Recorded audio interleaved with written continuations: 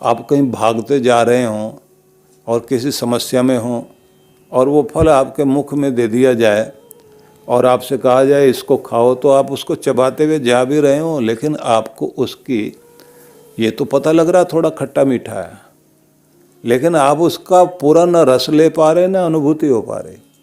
अनुभूति तब होती है जब आप उसका स्वाद लेते हुए उसमें अपने एकाग्रता धारण करके और फिर अपने चित्त में मेमोरी बैंक में उसकी स्मृति एक छाप ले लेते हैं।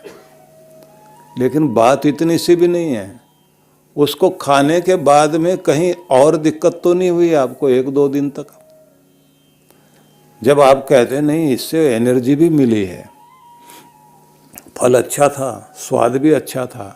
अब सारी चीज़ें मिल जाने के बाद अब कहा जाएगा कि अनुभूति हो चुकी है, आपने प्रत्यक्ष भी कर लिया, महसूस भी कर लिया, चख भी लिया, सूंघ भी लिया, देख भी लिया, अब हम कहेंगे ज्ञान हुआ।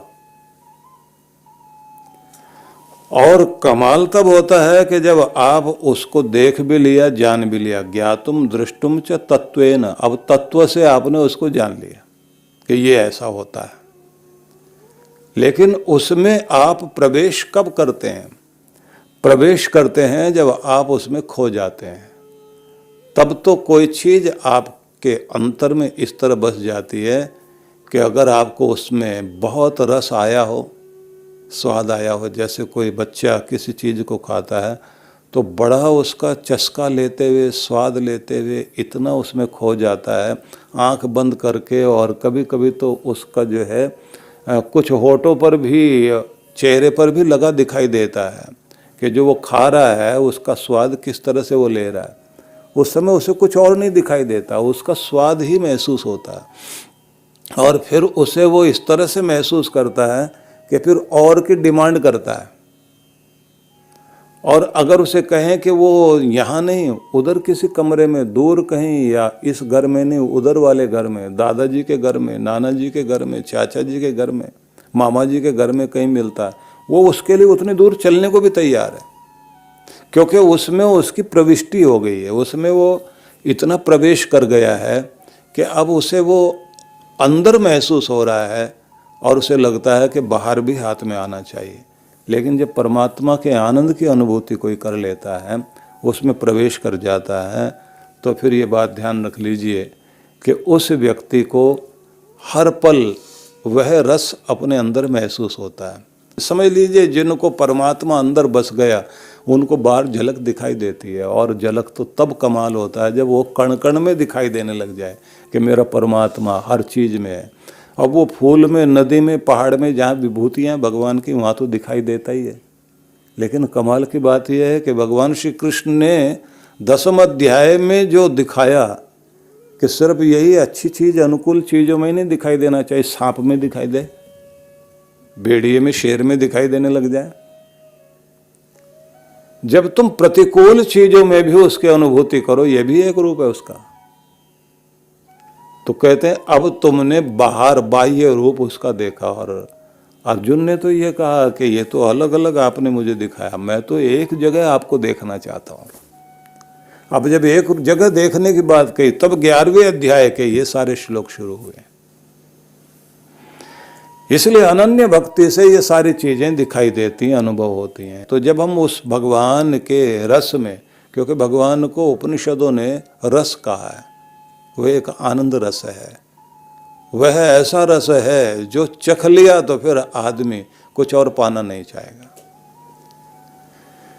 इसलिए सुखद अनुभूति की तरंगें जो शरीर के अंदर में चल रही होती हैं और वो मस्तिष्क में जाकर हमारे अंदर अपना प्रभाव छोड़ती हैं। किसी भी तरह की चीज़ों का सुख भोगता है व्यक्ति, तो हमारा जो प्लेजर पॉइंट है मस्तिष्क का, वहाँ जा कर के हम लोग जो है थोड़ी देर के लिए सुखानुभूति करते हैं। लेकिन जब किसी आनंद की अनुभूति होती है तो वो तो इस तरह से कि जैसे पूरे मस्तिष्क में अलग अलग तरह की तरंगे खेल रही हों, जैसे बहुत सारे सितारे एक साथ टिमटिमा रहे हों, और उसमें भी जब एक जगह, एक बिंदु पर सारी चीज़ें केंद्रित होती हैं, उस समय उस आनंद में व्यक्ति इस तरह खो जाता है कि फिर उसे लगता है कि संसार के सारे सुखों को जोड़ा जाए और लाखों सुखों को एक साथ जोड़ दिया जाए और उसे बहुत गहरा कर दिया जाए। वो सुख व्यक्ति को, वो आनंद व्यक्ति को अपने अंतर में महसूस हो रहा होता है। लेकिन शुरुआत में वो ऐसा नहीं लगता, शुरू में नशा नशा सा लगेगा आपको, बाद में वो गहरा होता है। और फिर आपके पास में शब्द नहीं होते कि आप उसको जो है किस जैसा कहोगे। इसलिए जो ये कहा ना, गूंगे केरी शर्करा, ये तो गूंगे की शक्कर है, उसका गुड़ है।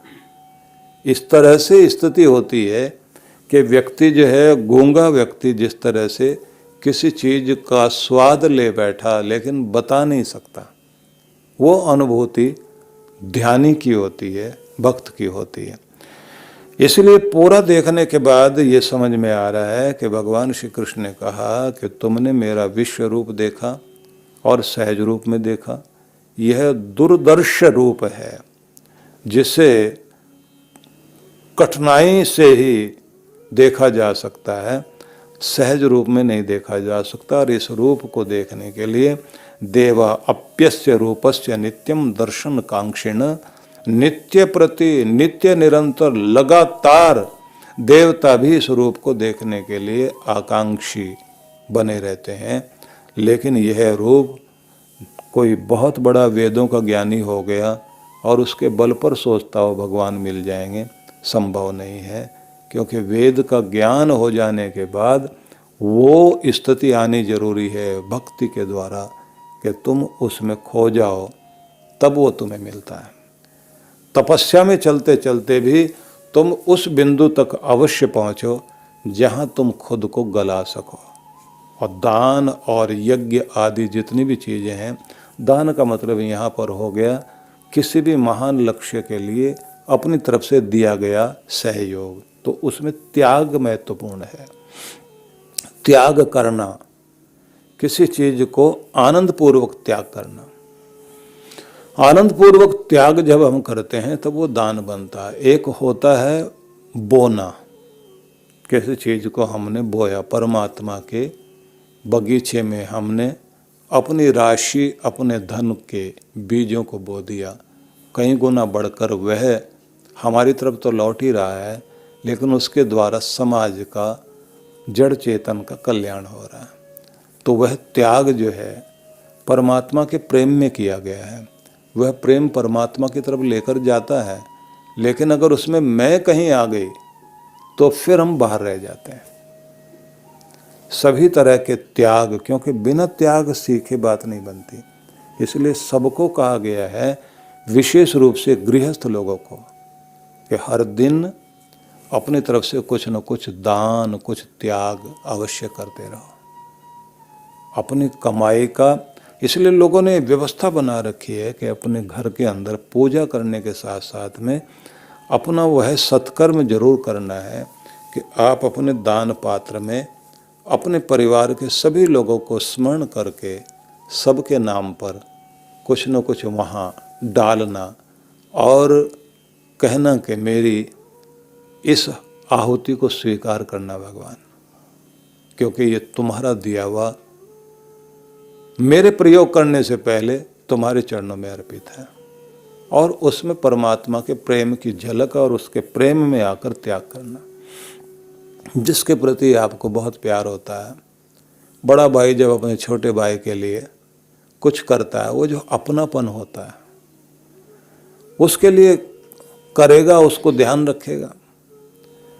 कभी कभी देखने में आया कि बड़ी बहन है वो 4 साढ़े 4 साल की है और छोटी बहन जो है वो 3 या 2.5 वर्ष की है। अब घर के आंगन में चारपाई पर, सर्दियों के दिन है, छोटी बहन लेटी हुई और घर में और कोई नहीं और बंदर आ गए। अब उस 4 साढ़े 4 साल की बच्ची को इतनी समझ आ रही है कि मेरी बहन को कोई बंदर परेशान ना कर दे, वो खाट को अपने आप खींचती हुई अंदर लेकर जा रही है। अब ये प्रेम है। और ये समझ कहाँ से आती है? परमात्मा प्रेरणा देता है। अब वो खींच करके अंदर लेकर गई, और बंदर बहुत सारे हैं, और बंदर तो अपने खाने पीने की चीज़ों की तरफ ही जाएंगे, लेकिन कहीं बहन को ना नुकसान पहुंचा दे। 4.5 साल की बच्ची खींच कर ले जा रही है, और ले जाकर वहाँ उसको रखती है, और फिर पता नहीं क्या क्या बोलकर समझाती है।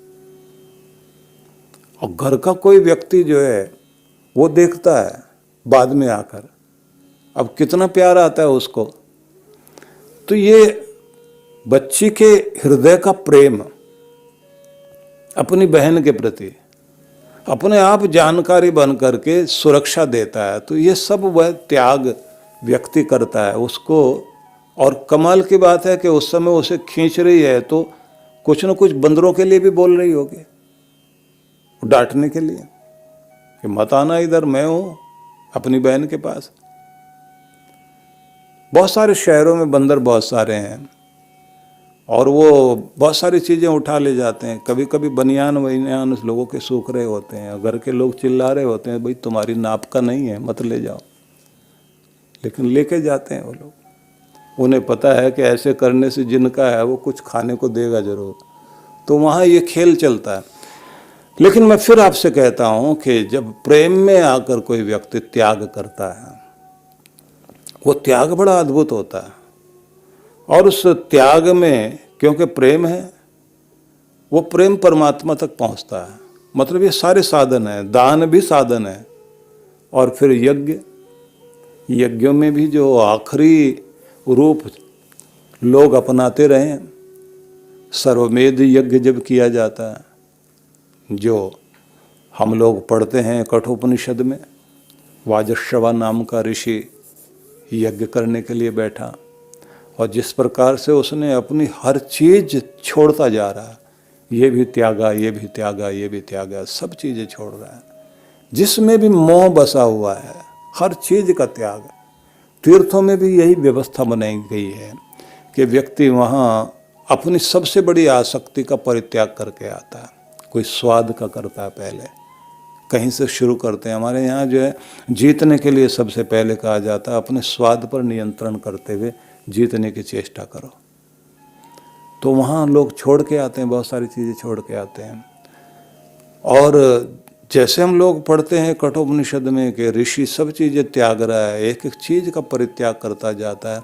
फिर उसकी स्मृतियाँ जिन गवों के साथ जुड़ी हुई हैं, जहाँ आसक्ति है, यही है गौ जो मेरे आंगन में सबसे पहले मैं लेकर आया था, आज इसको 18-20 साल हो गए। इसके दूध से हमारे घर में कितना सब कुछ चला है, कितनी स्मृतियां बच्चों के साथ भी जुड़ी हुई हैं। अब वो सब ध्यान में आ रहा है, और फिर वो सोचते हैं कि ये इसमें भी मेरी आसक्ति बसी हुई है, मैं इसका परित्याग करता हूँ। तो वो दान करते हैं उसका। अब बेटा नचिकेता सोचता है कि जिन गवों ने घास खा लिया वो खा नहीं सकती क्योंकि दांत नहीं है मुख में। अब वो दूध भी नहीं दे सकती क्योंकि उनका शरीर जीर्ण शीर्ण हो गया। अब वो इस स्थिति में है कि उनके द्वारा कोई लाभ नहीं होने वाला है, और जिसको दिया जा रहा है वो उसके लिए ये भार स्वरूप है। ऐसी चीजों का दान क्यों? अब वो पूछ लेता है ये दान क्यों? तो पिता इशारे से समझा देता है कि लक्ष्य को समझो, हर आसक्ति का परित्याग हो रहा है। अब बच्चे ने कहा आसक्ति मुझमें भी है आपकी, अब मुझे बताइए आप कहाँ दोगे? अब ये अति प्रश्न था जो हिला गया उनको। और वहां से फिर उपनिषद शुरू होता है। जब पिता के मुंह से ये निकल गया यमराज को दूंगा, मृत्यवे दास्यामी थी। उपनिषद को पढ़ेंगे तो वहां वही पिता के मुंह से निकला, मौत को दे रहा हूं तुम्हें। अब पिता यज्ञ कर रहा है, और यज्ञ करते समय इस तरह से मुख से निकला हो। अब पिता के मुंह से निकला और बच्चा कहता है मेरे पिता की वाणी सत्य सिद्ध हो।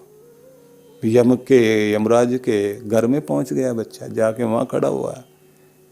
अब यम अपने घर में नहीं है, वो प्रतीक्षा कर रहा है, उपनिषद का ऋषि समझाता है कि एक वो लोग हैं जो मौत से, डर से, दुख से बच बच के भाग रहे हैं दुनिया के कोने कोने में।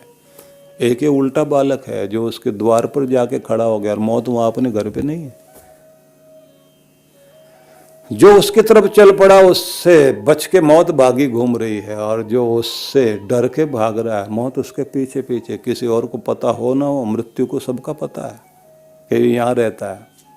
इसलिए जो इस अध्याय में भगवान के काल रूप का भी दर्शन कराया गया, जिसमें कहा गया है कि काल मूर्तिमान है लेकिन फिर भी अमूर्त रहता है। आता है। अब मूर्तिमान तो इसलिए क्योंकि जितने भी लोग मरे हैं तो उसने ही तो मारे हैं, और दिखाई नहीं देता तो अमूर्त रूप उसका है। तो कृष्ण भगवान जो है उन्होंने कहा मैं बढ़ा हुआ काल हूं। तो जब हम लोग उस पर विचार करेंगे, जब इसके सार को बताएंगे अध्याय के, तब उन शब्दों पर चिंतन होगा, क्योंकि उस समय एक समरी आती है सामने कि पूरे अध्याय में क्या था, किस तरह का वर्णन किया गया था।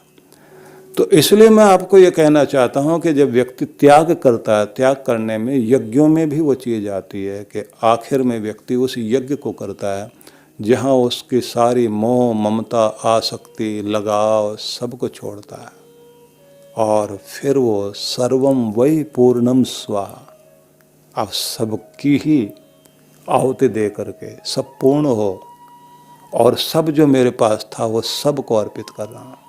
त्वदीय वस्तु गोविंद तुभ्यमेव समर्पय, ये भाव आ जाना तो ये भगवान की तरफ ले जाता है।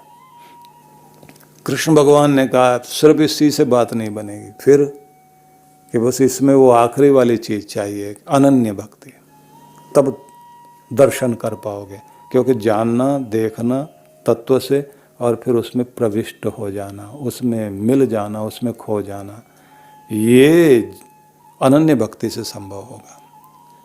तो फिर क्या करें? तो आगे चल के आखिरी वाले श्लोक में उन्होंने कहा मत कर्म कृत मत परमो मद भक्त संवर्जित, मत कर्म कृन, विच्छेद करेंगे, कृत शब्द हो गया, मन कर्मकृत, मत कर्मकृत, मेरे लिए कर्म करो, मत परमो मद भक्त संगवर्जित, और मेरे ही पारायण हो, मद भक्त, मेरे भक्त बन जाओ, संगवर्जित, और समस्त प्रकार के संग का, आसक्ति का त्याग करो, निर्वैरः सर्वभूतेषु, और समस्त प्राणी मात्र के प्रति वैर भाव को जब तुम समाप्त कर लोगे, यह स मामेति पांडव, तब वह मेरा हो जाएगा।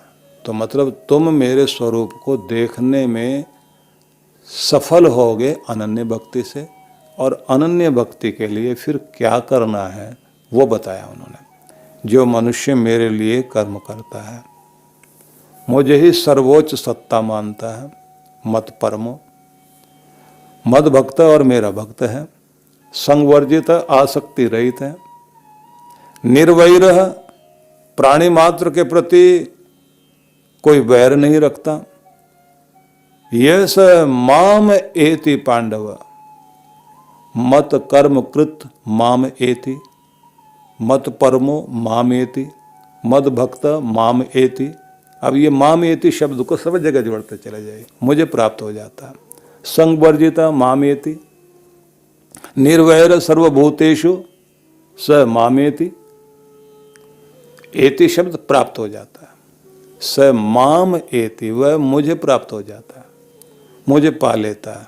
अब इसमें जो है 5 शब्द ध्यान देने योग्य है, ये 5 सीढ़ियां बताई गई। सबसे पहले कहा गया है मत कर्म कृत, इसमें कर्म योग का संपूर्ण सार दे दिया गया, क्योंकि ये सब कुछ कहा गया प्रभु प्रीति के लिए कर्म करे, ये मतलब हुआ। मत परम, इसमें ज्ञान का सार आ गया। ज्ञानी वह है जो सृष्टि में विद्यमान एकता को समझता, अभेद बुद्धि रखता है, और कृष्ण परायणता में सब कृष्ण दर्शन करता है, मतलब यही विश्व रूप का दर्शन है। तो इसे कहा जाएगा ज्ञान का सार। और मद भक्त, इसमें जो है भक्ति का सार आ गया, जो अंदर से रिक्त होकर भगवान की शरण में जाता है। और संग वर्जित, इसमें निष्काम भाव की भक्ति आ गई, क्योंकि कृष्ण भगवान ने निष्काम भाव पर बहुत बल दिया है। संसार से हटकर प्रभु में अपने आप को जोड़ लेना।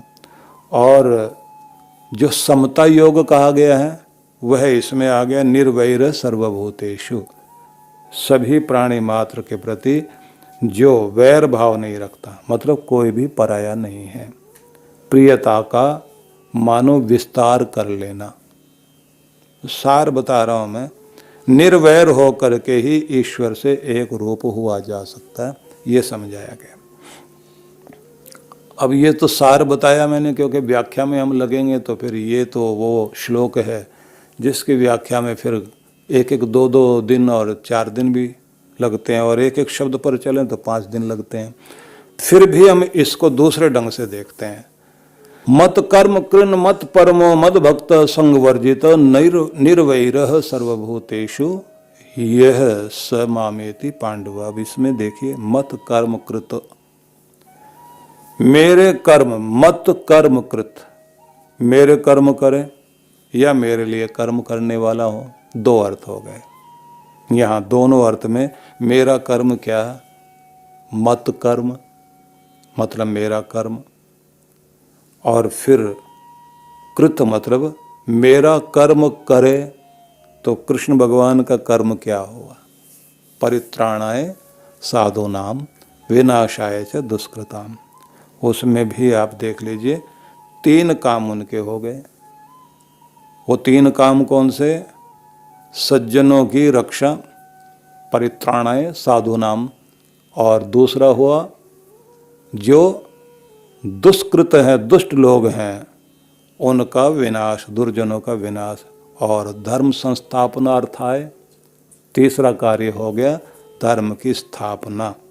तो भगवान के लिए कर्म का मतलब हो गया कि व्यक्ति को चाहिए सज्जनों की रक्षा के लिए और दुर्जनों से बचाव हो और दुर्जनता का नाश हो, और फिर सबसे बड़ी बात है धर्म की स्थापना ही भगवान का कर्म हुआ। तो उस कर्म को कोई करता हो तो उसे कहेंगे मत कर्म कृत, जो मेरे लिए मेरा कर्म जो करता हो। ये एक बात हुई।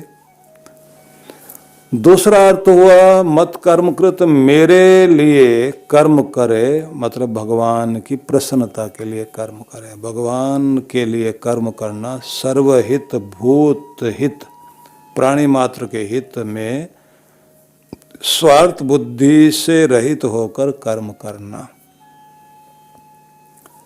कोई भी स्वार्थ न रख करके परार्थ बुद्धि से कर्म करना, यह जो करता है मामेति, वह मुझे पा लेता है। ये हो गया एक रूप जिसमें हमने एक शब्द को समझा। अब दूसरे शब्द को देखिए, मत परमः, परमेश्वर को जो परम मानता है। परम से मतलब परम लक्ष्य। दूसरा परम का अर्थ हुआ सर्वोच्च, सबसे बढ़कर जिसे माना। भगवान को जो इतना महत्व दे कि दुनिया की कोई भी चीज इतनी महत्वपूर्ण नहीं है जितना भगवान महत्वपूर्ण है। भगवान के लिए किसी से समझौता करने को तैयार नहीं है। जो समय भगवान को दिया वह भगवान के लिए है। उसके बाद फिर घर में दामाद आए या ग्राहक आए या कोई अच्छा बुरा आदमी आए, ये समय भक्ति का है। तो फिर उस समय में भगवान के लिए बैठना, बेटा बेटी भाई बंधु सब बाद में। कुछ लोग अपने मत मजहब में इस बात को बहुत अच्छे से समझते हैं, इसलिए दूसरे लोग भी निभाते हैं। उनको पता होता है कि इनकी इबादत का समय हो गया तो ये अपनी इबादत में तल्लीन है, तो सब जाके जो आया है वो भी शामिल होगा। हम लोग ज़्यादा किसी भी चीज़ को आसान बनाने के साथ साथ उसको कि ये तो चलता रहता है, तो लोग कहते हैं कि हर समय भक्ति, क्या भक्ति? दूसरों के यहाँ ऐसे बोल के कोई देखे तो वो लोग जो है एकदम सख्त हो जाते हैं, हमारे यहाँ मजाक उड़ाने को तैयार हो जाते हैं और बड़ा भक्त बन गया है। परमात्मा को जो सर्वोच्च मान लेगा और उसके लिए नियम बनाएगा तो दूसरों को एडजस्ट करना। फिर ये नहीं कि भगवान तो अपने किसी भी समय बैठ जाएंगे, थोड़ी देर बाद भक्ति कर लेंगे, ऐसा कहीं भगवान को जान ही रहे, सब वक्त भगवान के हैं, किसी भी समय बैठ लिया जाए। तो ऐसे करते करते आप कुछ भी नहीं मानोगे। इसलिए जो प्रोटोकॉल किसी राजनेता का होता है तो परमात्मा का तो पहले होता है। कुछ नियम होते हैं, इसी को तो अनुशासन कहा है। योग में जाने के लिए तो पहले वो अनुशासन चाहिए। परमात्मा को जो परम मानता हो, परम लक्ष्य मानता हो, या ईश्वर को ही अपना लक्ष्य मानता हो। मद भक्त अब यहाँ एक दूसरा अर्थ करते हैं, मेरा भजन करने वाला नहीं, दूसरा अर्थ करते हैं, मेरा सेवक। भज सेवायाम, जो मेरा सेवक है, मेरी सेवा वाला आदमी। सेवा कौन सी बढ़िया होती है? निष्काम सेवा। जब निष्काम सेवा होती है तो उस सेवा का अपना महत्व है, वही भगवान स्वीकार करते हैं। और जिस सेवा में सकाम सेवा होती है, स्वार्थ के साथ सेवा की जाती है, तो उस भक्ति को, उस सेवा को व्यक्ति बहुत जल्दी छोड़ के भाग जाता है।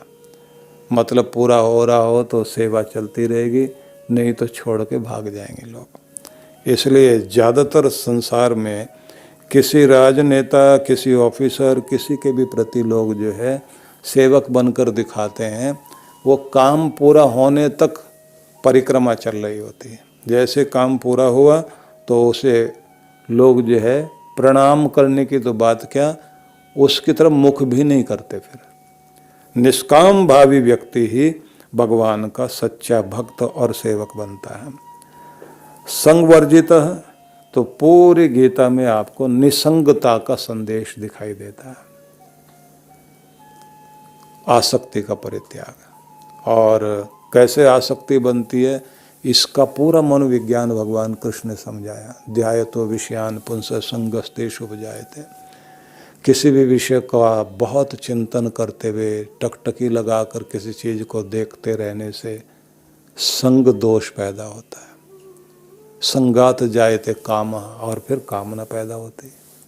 उसमें कोई बाधा डालेगा तो फिर क्रोध पैदा होगा, और क्रोध आ गया तो सम्मोहन पैदा हो जाएगा। होश ही नहीं है कि कर क्या रहे हैं। सम्मोहात स्मृति विभ्रम, और फिर सम्मोहन से ही अक्ल मारी जाती है, क्योंकि स्मृति विभ्रम हो जाता है। और उसी के बाद बुद्धि नाशात प्रणश्यति, अक्ल मारी गई, सोच समझ गई, तो फिर कहते हैं नष्ट हो जाता है व्यक्ति, गिर जाता है, चोट खा जाता है, पतन का कारण बन जाता है। तो एक एक चीज में निसंग होकर जीना, यहाँ फिर वही बात ध्यान रखने की है, प्यार अलग है, आसक्ति अलग है। किसी वस्तु से प्रेम होना अच्छी बात है, सुरक्षा करनी है, लेकिन छोड़ना पड़े तो छोड़िए। अपनी ट्रेन में बैठे हैं तो आपको ट्रेन का प्यार होना चाहिए अपने देश से और अपने देश की वस्तु से। न खुद नुकसान पहुंचाओ, न किसी को पहुंचाने दो। लेकिन इतनी आसक्ति नहीं हो जाए जैसे बच्चे जो है उतरने के बाद ट्रेन से और चिल्लाते हैं कि मुझे तो फिर वहीं जाना है, लेके चलो, मैं तो बैठूंगा, ट्रेन तो मेरी है। और उससे पहले कुछ पागल अपना रुमाल रख करके सीट पे कब्जा कर रहे थे। तो बड़ा आसक्ति वाला रूप होता है। ये आसक्ति जो है आदमी को छोड़ने में, छुड़ाने में रुलाती है। आसक्ति ही मृत्यु के समय में रुलाया करती है, क्योंकि किसी वस्तु का कि छोड़ने रखने की बात नहीं होती। हमारे प्राण जिस चीज़ में बस जाते हैं उसका परित्याग करते समय कष्ट होता है, इसलिए प्राण ही रुलाते हैं आखिर में। तो ये निसंगता चौथे नंबर की बात हुई। और सर्वभूतेषु निर्वैरः, 5वें नंबर पर वैर परित्याग। जो व्यक्ति समस्त प्राणी मात्र के प्रति वैर का परित्याग कर देता है, कृष्ण भगवान कहते हैं वो मुझे पा जाता है, मतलब भगवान को वही पाएगा। वैर जो आता है, शुरू होता है, वो स्वार्थ से शुरू होता है। हमारे स्वार्थ पर, मतलब पर, प्रयोजन पर कोई चोट पहुंचाए, प्रतिस्पर्धा करते हुए गिराए, हक छीनने वाला व्यक्ति, हमारा मान सम्मान धन वैभव जो भी मैं और मेरी चीज है, उस के प्रति हमारा स्वार्थ जहाँ होता है, उसमें ही कोई हानि पहुंचाता है तो प्रतिशोध, बदला लेना, बैर पाल लेना, चोट पहुंचा देना, ये सारी चीज़ें वहीं से शुरू होती है। निर्वैर होकर ईश्वर से एक रूप हुआ जा सकता है। जब तक अंदर वैर की गांठ बनी हुई है, तब तक ईश्वर का ध्यान नहीं आएगा, वैरी का ध्यान आएगा। किसी भी व्यक्ति को आंखें बंद करते सबसे पहले कौन याद आते हैं? या तो प्रियजन याद आते हैं या फिर बैरी याद आता है। जिसके साथ बहुत ज़्यादा बैर होता है उसका चेहरा तो ऐसे दिखाई देता है, साक्षात्कार होता है, सीधा सीधा एकदम ऐसा सामने दिखाई देता है जैसे बिल्कुल समझ लीजिए कि उसको जो बढ़िया से बढ़िया चित्र हो सकता है ना, स्पष्ट दिखाई देता हो। मतलब पूरी फुल लाइट में फोटो खींचा जाए जैसे किसी का, बस ऐसा चित्र उभरता है आंखों के सामने। मतलब जिनके प्रति प्यार है उनकी तो तस्वीर धुंधली दिखाई देगी, लेकिन बैरी आदमी की तो तस्वीर धुंधली भी नहीं दिखाई देती, इतनी स्पष्ट दिखाई देती है कि आदमी को लगता है कि ये तो इतना बढ़िया तो पिक्चर कोई कैमरे वाला भी नहीं खींच सकता, क्योंकि हमारा बैर सामने होता है, वो बहुत स्पष्ट सामने आ जाता है। तो जब तक वो बैर अंदर रह रहा होता है तो फिर भगवान उतना स्पष्ट क्या किसी भी रूप में नहीं दिखाई देगा। और चाणक्य ने तो एक स्थान पर बहुत ही अद्भुत ढंग से एक चीज समझाई है कि वैर जितना पुराना होता जाता है वो धुंधला नहीं होता, गहरा होता जाता है। और वो ऐसा रूप धारण कर लेता है जैसे कोई पुरानी चादर गल सड़ने लायक हो गई हो, लेकिन दिखाई दे रही है पूरी, मतलब वो कहीं भी खराब नहीं दिखाई दे रही। अब उसमें कहीं कोई छेद दिखाई देता हो और आप सुई लेकर उसे जो है रिपेयरिंग, रफू करने के लिए जाओ, जितना छेड़ोगे वो और फटती जाती है। कि बैर मिटाने की भी कोशिश करोगे तो भी वो बैर की चादर और उस जगह लाकर खड़ा कर देगी कि बैर बढ़ता ही चला जाएगा, बढ़ता ही चला जाएगा। इसलिए योस्मान द्वेष्टि यम च वयम, जो हमसे बैर रखता है और जिससे हम बैर रखते हैं, उसे उठाकर परमात्मा के रुद्र रूप का ध्यान करते हुए उनके न्याय पर सौंपना चाहिए कि भगवान मैं आपके न्याय पर इसे सौंपता हूँ और अपने मन को खाली करता हूँ। क्योंकि जब आप हो न्याय करने वाले तो फिर मैं क्यों बाहें चढ़ाकर खड़ा हो जाऊं?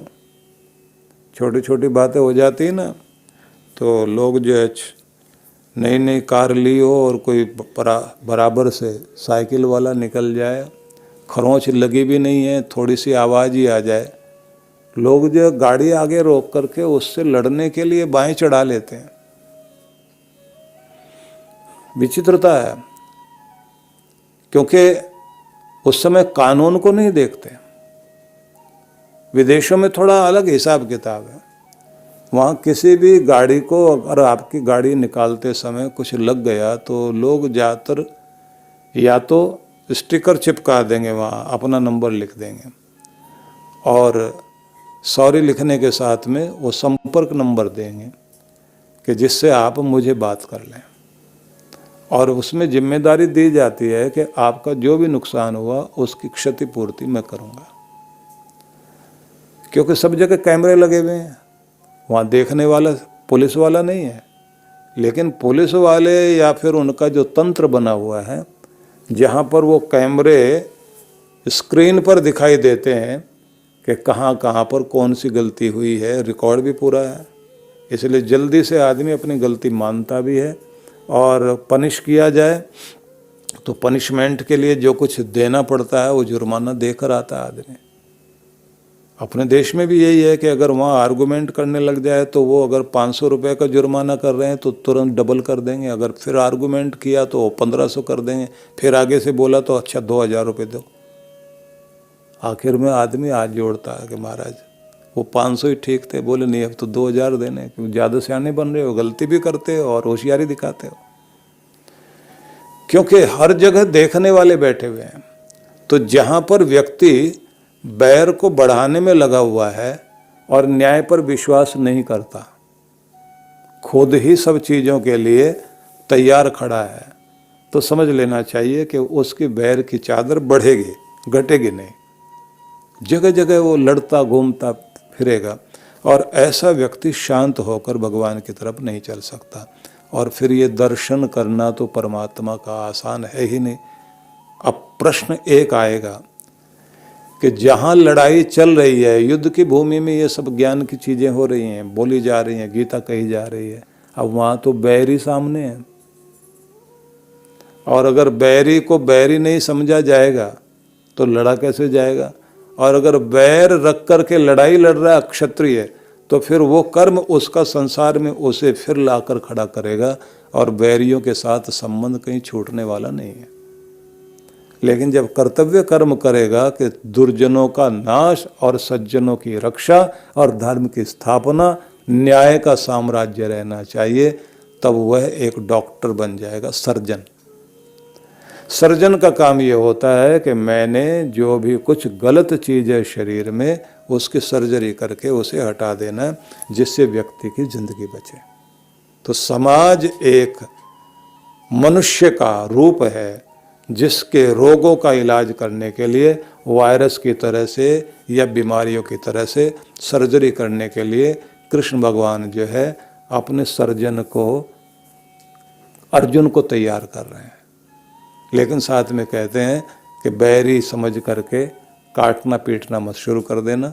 तुम्हारा काम है तुम अपने अंदर वह एक बात सोच कर चलो कि तुम परमात्मा के महान कार्य को, धर्म की स्थापना करने के लिए एक बड़ा कार्य कर रहे हो, और इनका पाप इन्हें मार ही चुका है, लेकिन तुमने अपनी तरफ से अपना कर्तव्य कर्म करना है। तो इसीलिए तुम्हें यह दर्शन जो हुआ है ये हुआ, लेकिन हर पल तुम्हें अनुभूति हो सके तो उसके लिए तुम्हें इन शर्तों से होके गुजरना चाहिए। तो ये था हमारा 11वां अध्याय। अब अगले चरण में हम लोग इस बात पर विचार करेंगे कि पूरे अध्याय का सार तत्व क्या है। तो वह अगले चरण में हम लोग इस पर विचार करें। ओम शांति शांति शांति ओम।